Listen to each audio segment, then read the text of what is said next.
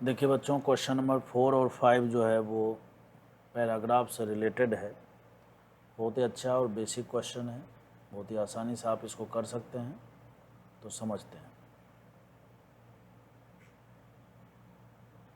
सबसे पहली बात बच्चों कहता है कि P और Q जो है आइसोमर है, isomer of di carboxylic acid, और मोलेकुलर फार्मूला भी दे रखा है। तो ये जो मोलेकुलर फार्मूला दे रखा है, जब भी आपको मोलेकुलर फार्मूला से स्ट्रक्चर गेस करने हो तो सबसे पहला नंबर आपको DU निकालना चाहिए। आपको पता है DU निकालते हैं हम लोग, DU मतलब डिग्री ऑफ अनसैचुरेशन, कार्बन की संख्या +1 माइनस का हाइड्रोजन की संख्या डिवाइडेड बाय 2, 3 आ रहा है। DU 3 होने का मतलब है कि 3 पाई बॉन्ड तो है इसके अंदर। DU 3 होने का मतलब है कि 3 पाई बॉन्ड तो है इसके अंदर। अब चूंकि इसके अंदर 3 पाई बॉन्ड है तो देखिए यहाँ पर कहता है कि ये कंपाउंड जो है ना P और Q, ये डाई कार्बोक्सिलिक एसिड है। अब डाई कार्बोक्सिलिक एसिड है तो इसका मतलब एक बात तो हम जानते ही हैं कि COH, चूँकि COH 2 बार आएगा तो 2 DU तो इसी में समाप्त हो गया, 1 DU और बचा हुआ है। तो ये जो 1 DU बचा हुआ है, ये जो 1 DU बचा हुआ है, ये जो 1 DU बचा हुआ है, इस 1 DU के कारण क्या हो सकता है? एक रिंग हो सकता है, और क्या हो सकता है? तो एक डबल बॉन्ड हो सकता है। ठीक है, चूंकि कार्बन की संख्या 4 है, चूंकि कार्बन की संख्या 4 है तो रिंग भी पॉसिबल हो सकता है, इसमें कोई शक की बात नहीं है। ठीक है, लेकिन यहाँ पर दिया हुआ है बच्चों डाई कार्बोक्सिलिक एसिड। ठीक है, क्या दिया हुआ है? Di carboxylic acid. आगे पढ़ते हैं और कंफर्म हो जाएगा। फिर कहता है कि 2 P और Q जो है ये डीकलराइज करते हैं ब्रोमीन वाटर को। तो ब्रोमीन वाटर को डीकलराइज करने का मतलब यह है बच्चों, आपको पता है कि अल्कीन हो या अल्काइन हो, ये दोनों के दोनों ब्रोमीन वाटर को क्या करते हैं? डीकलराइज करते हैं। डीकलराइज करने का देखिए सिंपल सा टेक्निक है। ब्रोमीन वाटर जिसके साथ रिएक्शन करेगा, जिसके साथ इसका रिएक्शन हो जाएगा, मतलब ये डीकलराइज हो गया। रिएक्शन नहीं हो रहा है मतलब डीकलराइज नहीं होगा। तो ये कहता है कि P और Q जो है ना इसको डीकलराइज कर रहा है। इसका मतलब एक बात तो तय हो गया कि P और Q में जो है ना डबल बॉन्ड तो है। अब डबल बॉन्ड एक है, मतलब पाई बॉन्ड एक है कि पाई बॉन्ड 2 है, ये कैसे पता लग गया? तो बच्चों टोटल DU हमारे पास 3 है। टोटल DU कितना है हमारे पास? 3 है। टोटल DU 3 है, और उस 3 DU में से 2 DU तो हमारे पास COH में ही समाप्त हो गया। 2 COH में 2 DU समाप्त हो गया।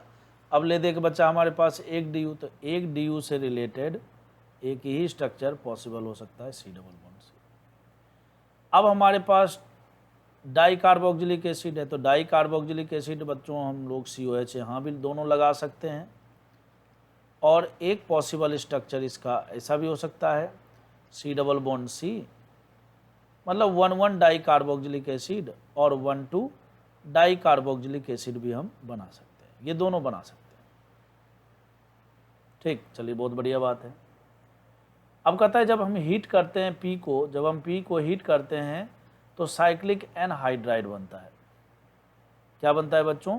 साइक्लिक एनहाइड्राइड बनता है। ठीक, क्या बनता है? Cyclic anhydride. अब आपको पता है बच्चों, जब आप इसको हीट करेंगे, अगर आप 1,1 डाई कार्बोक्सिलिक एसिड को हीट करेंगे तो आपको पता है यहाँ से CO2 निकल जाएगा, डीकार्बोक्सिलेशन हो जाएगा, और ये बनेगा कुछ इस तरह का कंपाउंड। मतलब एनहाइड्राइड तो नहीं बना, और चूंकि एनहाइड्राइड नहीं बना तो ये स्ट्रक्चर तो नहीं होगा। स्ट्रक्चर कौन सा होगा? ये होगा। अब इसी में P है और इसी में Q है। कैसे P और Q है भाई? 1,1 डाई कार्बोक्सिलिक तो नहीं होगा, तो 1,1 डाई कार्बोक्सिलिक नहीं होगा तो इसका हम लोग क्या होगा? 1,2 होगा, और 1,2 होगा, और चूंकि यहाँ पर डबल बॉन्ड है, अल्कीन सिस्टम है, तो इसके 2 फॉर्म होंगे ना, एक सिस फॉर्म होगा और एक ट्रांसफॉर्म होगा। समझ रहे हो ना बात को? एक सिस फॉर्म हो जाएगा और एक ट्रांसफॉर्म हो जाएगा। तो हम क्या करेंगे, COH यहाँ लगाएंगे, डबल बॉन्ड COH यहाँ लगा देंगे, उसके बाद बच्चों H यहाँ लगा दिया, H यहाँ लगा दिया, देखिए क्या हो गया, सिस हो गया। उसी प्रकार से बच्चों C डबल बॉन्ड C यहाँ लगा दिए, फिर COH यहाँ लगा दिए, ठीक है, फिर COH यहाँ लगा दिए, फिर यहाँ H लगा दिए, यहाँ H लगा दिया। एक सिस होगा और एक ट्रांस होगा। जैसे जैसे हम आगे बढ़ रहे हैं स्ट्रक्चर हमें पकड़ में आ रहा है। अब कहता है कि P जो है ना वो हीट करने पर साइक्लिक एनहाइड्राइड दे रहा है। तो साइक्लिक एनहाइड्राइड कौन देगा, हीट करने पर कौन देगा बच्चों, इसको जब आप हीट करोगे ना, हीट करोगे जब दोनों COH एक ही तरफ होंगे तो यहाँ से क्या होगा, हीट करने पर यहाँ से क्या होगा, डिहाइड्रेशन होगा, मतलब यहाँ से H2O निकल जाएगा और ये बनाएगा C डबल बॉन्ड CO, ठीक है, CO, और उसके बाद बच्चों ये साइक्लिक एनहाइड्राइड बना लिया। बोलिए हाँ या ना, ठीक है। तो यहाँ से क्या पता लग रहा है, तो यहाँ से ये पता लग रहा है कि P स्ट्रक्चर हमें पकड़ में आ चुका है। P हमारा ये सिस फॉर्म है और Q हमारा ये ट्रांस फॉर्म है। और कंफर्म करने के लिए कुछ और भी बातें बोला इसने। फिर कहता है upon treatment with dilute KMnO4, ठीक है, डाइल्यूट KMnO4 मतलब आप समझ रहे हैं ना, बेयर्स रिएजेंट, ठीक है। डाइल्यूट KMnO4 जो है बच्चों वो क्या है, बेयर्स रिएजेंट है। डाइल्यूट अल्कलाइन KMnO4 जो है वो क्या है, बेयर्स रिएजेंट है, ठीक है। फिर कहता है कि P और Q के साथ, दोनों के साथ जब हम इसका ट्रीटमेंट करते हैं तो प्रोड्यूस करता है 1 और मोर देन 1 STU, ठीक है, ये जो STU है ये बनता है। तो कहता है compound form from P and Q respectively, P से क्या बनेगा, Q से क्या बनेगा। अब चूंकि P का स्ट्रक्चर गैस हो चुका है, P का स्ट्रक्चर बच्चों गैस हो चुका है, यहाँ पर कहाँ गया क्वेश्चन, P का स्ट्रक्चर गैस हो चुका है, ठीक है, P का स्ट्रक्चर गैस हो चुका है। तो अब हम इस पर डाइल्यूट KMnO4 करेंगे। तो बच्चों आपको पता है कि जब भी हम C डबल बॉन्ड C में डाइल्यूट KMnO4 लगाते हैं, बोले तो बेयर्स रिएजेंट लगाते हैं, तो क्या मिलता है यहाँ पर 1,2 डाइओल सिस्टम बनता है, 1,2 एडिशन होता है, 1,2 एडिशन होता है। कैसा एडिशन, सिन एडिशन होता है। अब यहाँ पर सबसे इम्पोर्टेंट बात यह है कि आपको ये बात पता होना चाहिए कि सिस में जब हम सिन एडिशन करते हैं, जब सिस में हम सिन एडिशन करते हैं तो बच्चों कंपाउंड बनता है मीजो।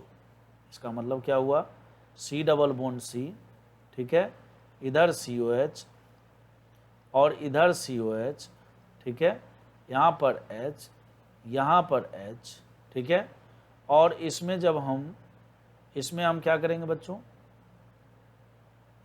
डाइल्यूट अल्कलाइन KMnO4 लगाएंगे तो बेसिकली क्या होगा, हमें यहाँ पर भी OH लगा देना है और यहाँ पर भी OH लगा देना है, दोनों को टॉप से, ऐसे समझिए ये पूरा प्लेन में सिस्टम है, दोनों OH को एक तरफ से लगाएंगे। तो जब दोनों OH को एक तरफ से या तो ऊपर से लगा दीजिए या नीचे से लगा दीजिए, ठीक है। अगर आप इसको सौहर से बनाना चाहें तो बना सकते हैं। तो देखिए बच्चों हमने दोनों OH को नीचे से लगा दिया ना।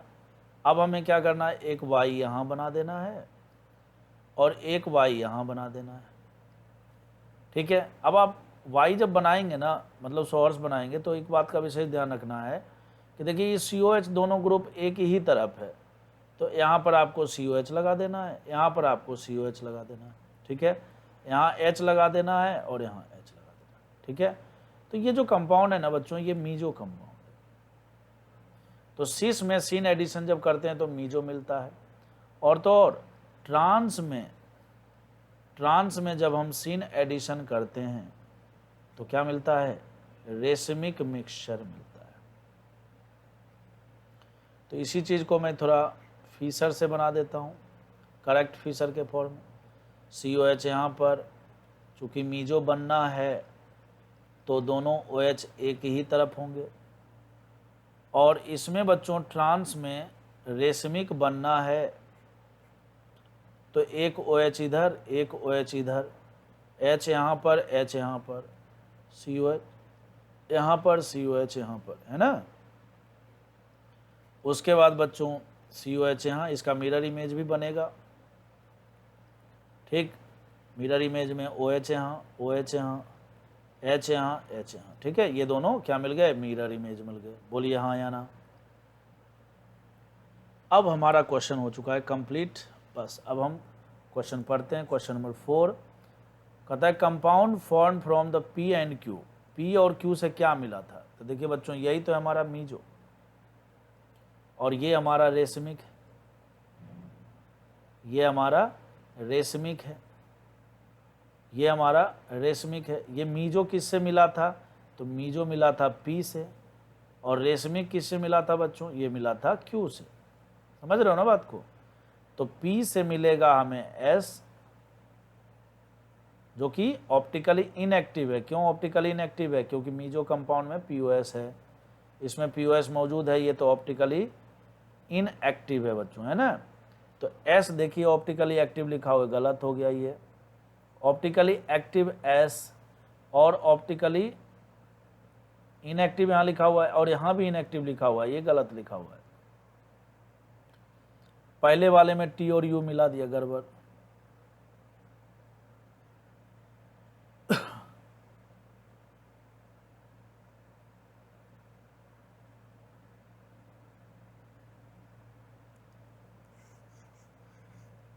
ठीक है,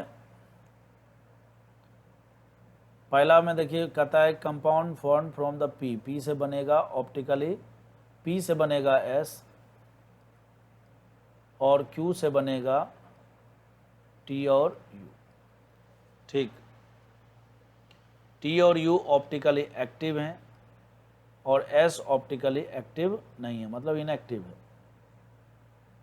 तो P से बोल रहा है S बनेगा, P से बोल रहा है S बनेगा, मतलब आंसर तो यही दोनों में से।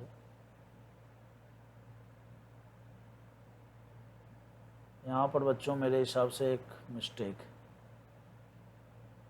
क्योंकि ये ऑप्टिकली इनएक्टिव है। इसमें देखिए ये भी इनएक्टिव, ये भी इनएक्टिव, गलत है, ये तो वहाँ गलत है, ये सही। मेरे हिसाब से यहाँ पर मिस्टेक है, प्रिंटिंग मिस्टेक है। ऑप्शन नंबर ए इसका करेक्ट आंसर होगा, ठीक है। ऑप्शन नंबर ए इसका करेक्ट आंसर होगा। मैंने आपको सारी बातें समझा दिया है, अब आपको समझ में आ गया होगा। क्वेश्चन नंबर 5 हम नेक्स्ट वीडियो में डिस्कस करेंगे, क्योंकि ये क्वेश्चन वीडियो थोड़ा लंबा हो चुका है।